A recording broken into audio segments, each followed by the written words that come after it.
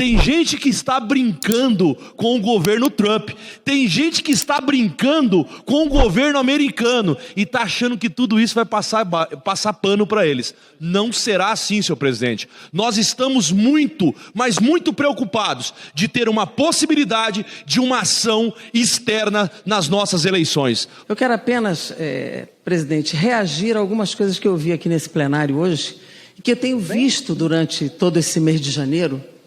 Porque a extrema-direita e os bolsonaristas têm um comportamento hipócrita, mentiroso, golpista e capacho.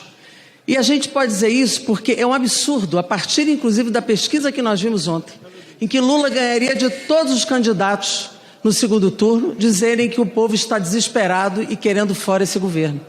Eles mentem quando fazem fake news com pé de meia, que não há crime no pé de meia, muito menos haveria taxação do PIX. O que fizeram com esse assunto foi golpismo, são golpistas, são mentirosos. E não há censura no Brasil, há crime na rede social. A vitória de Trump fez com que esses extremistas se achassem. Mas é bom que eles saibam que ficar do lado de fora na festa de Trump talvez não tenha sido suficiente para eles entenderem como eles são pequenos, como eles são desrespeitados, não são valorizados lá fora. E ainda botar o chapeuzinho, fazer a América grande. Eu quero dizer que o Brasil é dos brasileiros. Nós somos o Brasil dos brasileiros. E é assim que nós vamos responder e fazer esse Brasil crescer, ser justo, avançar e fazer política para o nosso povo e não para o mercado financeiro. Obrigada, presidente. Presidente, eu queria me debruçar sobre uma pauta que será importante no Brasil esse semestre. Não é uma pauta que a gente queira, mas ela está colocada no Brasil, que é a pauta que a Procuradoria-Geral da República, ainda no mês de fevereiro, vai trazer a conhecimento de todo o povo brasileiro, que é a denúncia que será feita contra o ex-presidente Jair Bolsonaro e os golpistas. Já é o terceiro inquérito da Polícia Federal que chega às mãos do Procurador-Geral da República, que nos disse aos deputados, senadores da CPMI, que esperava exatamente o inquérito da tentativa de golpe. Portanto, já existe o inquérito que denuncia Jair Bolsonaro sobre a falsificação dos cartões de vacina, já indicia no inquérito da Polícia Federal. Também das joias roubadas, para que ele se mantivesse nos Estados Unidos, e da tentativa de golpe, onde até tentativa ou fabricação de planos golpistas poderiam levar, inclusive, a morte do presidente Lula, do presidente do Supremo Tribunal Eleitoral e até do vice-presidente da República, fora bombas em aeroportos. Tudo isso vai chegar esse mês de fevereiro como denúncia, ou seja, Bolsonaro vai virar réu. Isso é um ponto importante porque ele diz respeito à democracia. Não que quiséssemos que esse fosse o ponto essencial de sessão esse semestre, mas ele estará fundamentalmente no processo de debate democrático do Brasil. E não se pode permitir que, a partir desse debate, não se faça justiça e, portanto, que o julgamento seja um julgamento efetivo. Mas eu quis trazer esse tema porque é impressionante, enquanto nós discutimos uma tentativa de golpe, como o presidente Lula busca avançar o país. Hoje, por exemplo, nós vamos ter o presidente fazendo um anúncio importante agora sobre a redução de 15% do limite de ultraprocessados nas merendas escolares, o que vai ser útil para 40 milhões de estudantes, melhorando, portanto, a alimentação nas escolas e tratando um problema essencial, que é o problema da carestia.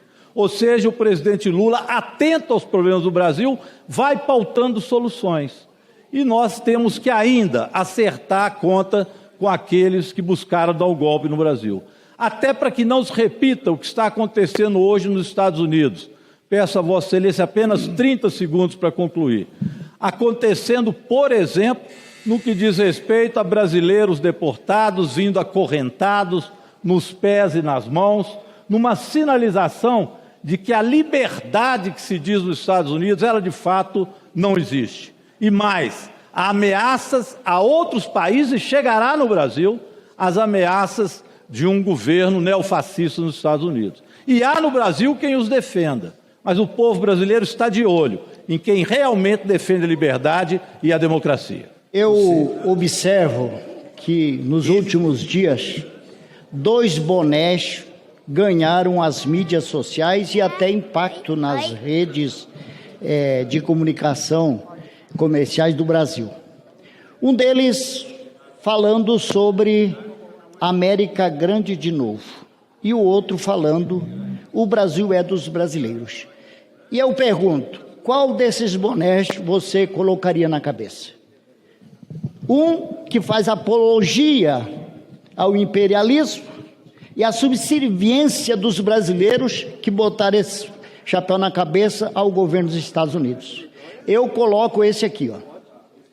O Brasil é dos brasileiros. Sabe por quê? Porque isso aqui expressa a soberania nacional e o nosso protesto com o que fizeram injustamente com os brasileiros que chegaram acorrentados e amarrados no Brasil.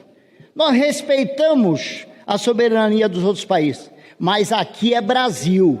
Tem que respeitar o povo brasileiro e o governo brasileiro e esse Congresso brasileiro. Nada de apologia e nada de subserviência. Mas eu aproveito o momento para parabenizar o que ocorreu durante o processo eleitoral do Congresso brasileiro.